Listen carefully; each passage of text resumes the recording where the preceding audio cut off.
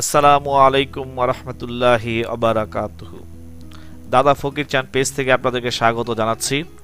আজকে আপনাদেরকে খোঁজ দেব পুরান ঢাকার এক রোফটপ রেস্টুরেন্টের। পুরান ঢাকায় তো বাহারি খাবারের কোনো অভাব নাই। কাচ্চি বিরিয়ানি, কাবাব, মোরগ পোলাও, তেহারি, অনেক ধরনের খাবারের সমারোহ। এইখানে রুফটপ রেস্টুরেন্টের একটু স্বল্পতা রয়েছে। এর মধ্যে এখন কিছু কিছু রুফটপ রেস্টুরেন্ট তৈরি হচ্ছে। তার মধ্যে অন্যতম একটি রেস্টুরেন্ট আজকে আপনাদেরকে আমরা দেখানোর চেষ্টা করব। সেই রুফটপ রেস্টুরেন্টটি ঢাকার ওয়ারিতে অবস্থিত। আপনারা ওয়ারির যে স্ট্রিটে, সেই যে লেনে সেটা অবস্থিত, তার নাম হলো ফোল্ডার স্ট্রিট। মূলত ফোল্ডার স্ট্রিট বললে অনেকেই চেনা খুব দুষ্কর হয়ে যায়। আমাদের ওয়ারির যে টিকাটুলির যে রোডটা আছে রাজধানী মার্কেট থেকে সে গুলিস্তানের দিকে আসার সময় যে রাস্তাটা, সেখানে জয়কালী মন্দিরের আগে যে ইউনিমার্ট একটা আছে, ইউনিমার্টের অপোজিটের এক বিল্ডিং এর মধ্যেই সেই প্রতিষ্ঠানটি অবস্থিত। ইউনিমার্টের অপোজিটে দেখবেন পিজু একটি বিল্ডিং এর মধ্যে 8 তলাতে পিজু রেস্টুরেন্টটি অবস্থিত। এই পিজু নতুন রেস্টুরেন্ট, দোতলা বিশিষ্ট রেস্টুরেন্ট, সেটি ইনডোরও আছে, আউটডোর আছে। ইনডোর দেখেন কত সুন্দরভাবে সাজানো আছে। মূলত আজকে যেভাবে আপনারা দেখছেন, যেভাবে সাজানো আছে, এইভাবে তাদের তাদের ডেকোরেশনটা থাকে না, সিটিং সিস্টেমটা থাকে না।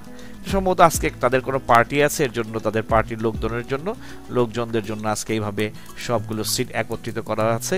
মূলত 2 জনের সিট করে এই সোফাগুলোকে এক টেবিলে 2টা সিট করে সারিবদ্ধভাবে সুন্দর করে সাজিয়ে রাখা হয় এবং লোকেশনও সুন্দর।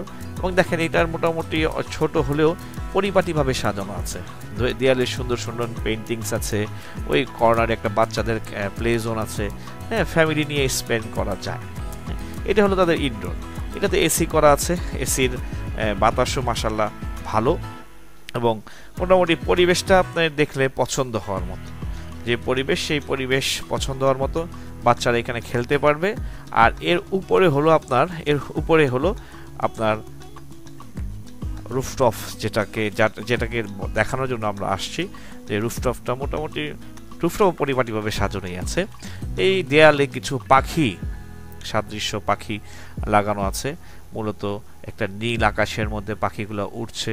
এইভাবে পাখিগুলোকে তারা লাগিয়ে রেখেছেন এবং মোটামুটি ভালো, অনেক সুন্দর লাগে। এখানে ছবি তুলতে গেলে ভালো ছবি আসবে।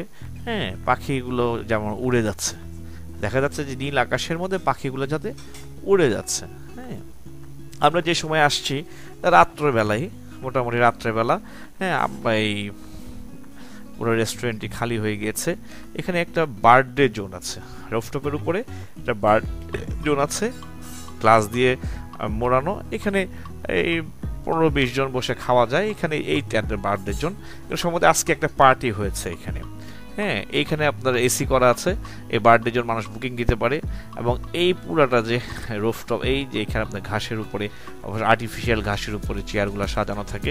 মূলত এইভাবে 4টা অথবা 3টা সিট দিয়ে একটা করে টেবিল সাজানো থাকে, একটা করে সাজানো থাকে, সুন্দর করে চারদিকে সাজানো থাকে।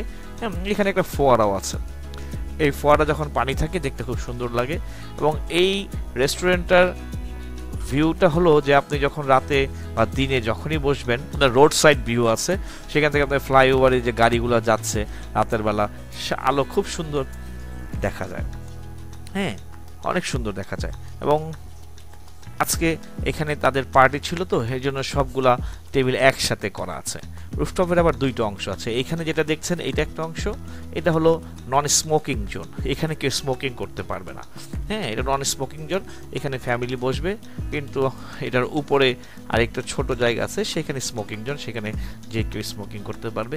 মূলত স্মোকিং না রাখাটাই বেটার, কারণ ফ্যামিলি আসে, বাচ্চা কাচ্চা আসে। এখানে আবার স্মোকিং এর যদি ব্যবস্থা থাকে, তো বাচ্চা কাচ্চা যদি সেখানে যায়, দেখলে কি মনে পড়বে।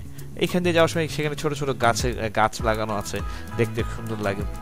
উপরের পরিবেশটা আমার কাছে অনেক ভালো লেগেছে। মূলত উপরে কিছু পেইন্টিংসের মতো লাইট লাগানো আছে, যেটা ওই জায়গার সৌন্দর্যকে আরো বেশি বাড়িয়ে তুলেছে।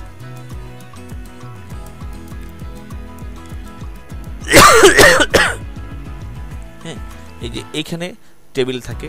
টেবিলগুলো যখন আজকে বেশি কাস্টমার থাকার কারণে, পার্টি থাকার কারণে টেবিলগুলো নিচে নিয়ে গিয়েছে। এখানে 2, 3, 4টা টেবিল থাকে। এই যে আমি আপনাদের বলেছিলাম না যে পেইন্টিং এর লাইটিং দেওয়া আছে, লুক লাইক পেইন্টিং। এই বাম পাশে দেখেন পেইন্টিং এর লাইটিং গুলো দেওয়া, এই উপরেও আপনার বসার জায়গা আছে, এবং এটা অনেক উপরে, তো এখানে বসে এই মেলগুলা খাবারগুলো এনজয় করার মজাই আলাদা। এখানে মাশাল্লাহ খুব মনোরম একটা পরিবেশ, আপনি এখানে বসলে পুরো ঢাকা শহরের ভিউটাকে আপনি দেখতে পারবেন। হ্যাঁ, পুরো ঢাকা শহরের ভিউটা এখানে অনুভব করতে পারবেন, এনজয় করতে পারবেন।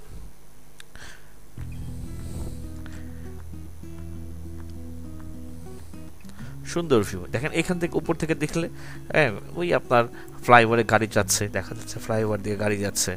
হ্যাঁ, তারপর আপনার এখানে কয়েকটা টেবিল থাকে, 4 জন করে বসা যায়, 4টা চেয়ার থাকে।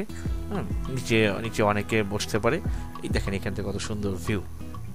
ওই ফোয়ারাটা আছে যে আপনার রোড সাইড দিয়ে আপনার গাড়ি, ফ্লাইওভারে গাড়িগুলো যাচ্ছে, গাড়িগুলো আসতেছে, ভালো লাগে অনেক উপর থেকে। তো পরিবেশ মনোরম এবং পরিবেশ সুন্দর, পছন্দ হওয়ার মতো, ডেকোরেশন ঠিক আছে। পুরান ঢাকার এই খোলামেলা রেস্টুরেন্ট তো খুব কম, ইনডোর রেস্টুরেন্ট এসিতে বসা যায়, কিন্তু এরকম খোলামেলা পরিবেশের রেস্টুরেন্টের সংখ্যা খুব কম।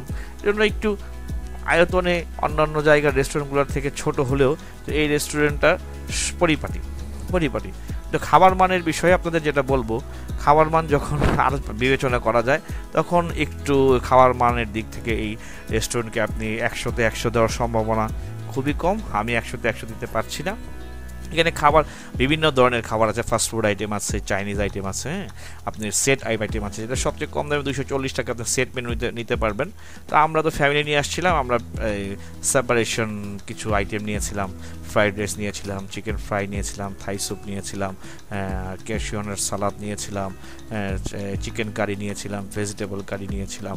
হ্যাঁ, তো আমার কাছে খাওয়াটা তেমন একটা সুবিধাজনক আমার কাছে মনে হয়নি।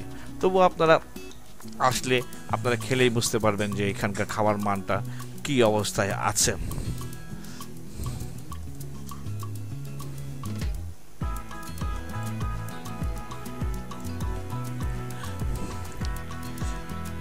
আপনারা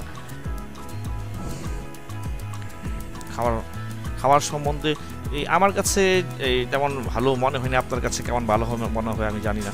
আপনারা খাওয়ার পরে সেটা আপনাদের বিচার বিবেচনা করতে পারবেন। আমরা যে খাবারগুলো নিয়েছিলাম আপনারা দেখেন, এই আমরা একটা ফ্রাইড চিকেন নিয়েছিলাম, আমরা ফ্রাইড রাইস নিয়েছিলাম, ক্যাশিওনার সালাদ, হ্যাঁ, তারপর আপনার ওই চিকেন কারি আছে। চিকেন কারিটা আপনি দেখেন একটু সাদার মতো, সাদা, হ্যাঁ, চিকেন কারিটা সাদার মতো, হ্যাঁ, একদম সাদার মতো। আপনি অনেকে এটা ভেজিটেবল মনে করতে পারে, ভেজিটেবলও মনে করতেন, চিকেন কারিটা একটু সাদার মতো। মোটামুটি আপনার যে ফ্রাইড চিকেন, যেটা ফ্রাইড চিকেনটা অনেক বেশি ভাজা হয়ে গিয়েছে, ভাজা হয়ে যাওয়ার কারণে সেটা একটু বেশি কড়কড়ে হয়ে গেছে, আমার কাছে তেমন একটা ভালো লাগে নাই। তবুও এইটার যে ওভারঅল যে পরিবেশ, সেই পরিবেশের তুলনায় পরিবেশটা ভালো। খাবার মানের দিকে একটু প্রশ্ন আছে, তাদের যদি কাস্টমার ধরে রাখতে হয়, তাদের খাবার মানকে অবশ্যই অবশ্যই ডেভেলপ করতে হবে। ধন্যবাদ সবাইকে।